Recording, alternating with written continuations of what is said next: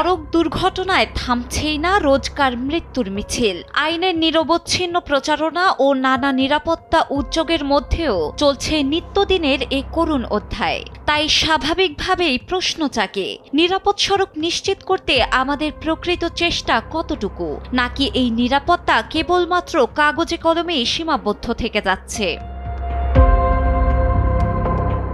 প্রশ্নের উত্তর জানতে একটু পরিসংখ্যানের দিকে তাকাতে হবে। বাংলাদেশ সড়ক পরিবহন কর্তৃপক্ষের তথ্য অনুযায়ী 2024 সালে 5,856টি সড়ক দুর্ঘটনায় 5,480 জনের মৃত্যু হয়েছে এবং আহত হয়েছেন 7,000-এরও বেশি মানুষ।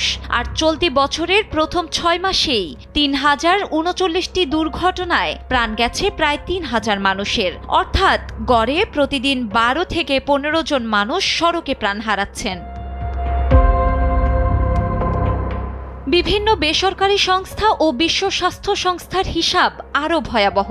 বাংলাদেশে প্রতি বছর গড়ে 31,578 জন মানুষ সড়ক দুর্ঘটনায় মারা যান, যা সরকারি হিসাবের প্রায় 5 গুণ।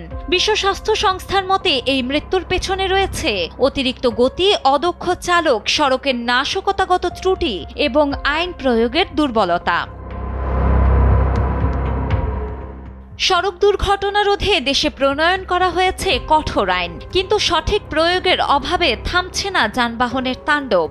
বিশেষজ্ঞদের বিশ্লেষণে দেশের সড়ক দুর্ঘটনার পেছনে অন্যতম কারণ অতিরিক্ত গতি। এছাড়াও আছে অদক্ষ ও লাইসেন্সবিহীন চালক, সড়ক ও তার নকশাগত ত্রুটি, ফিটনেসবিহীন যানবাহন।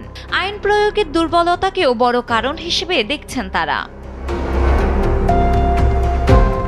জানা গেছে, সরকার জাতিসংঘের সেফ সিস্টেম অ্যাপ্রোচ মডেলের আলোকে এমন একটি আইনের খসড়া নিয়ে এসেছে যা নিরাপদ গতি নিশ্চিতকরণ, মানসম্মত হেলমেট ও সিট বেল্ট ব্যবহার বাধ্যতামূলক করা, সড়কের ডিজাইনের মান উন্নয়ন এবং দুর্ঘটনা পরবর্তী জরুরি চিকিৎসা সেবা নিশ্চিত করার বিধান রাখা হচ্ছে।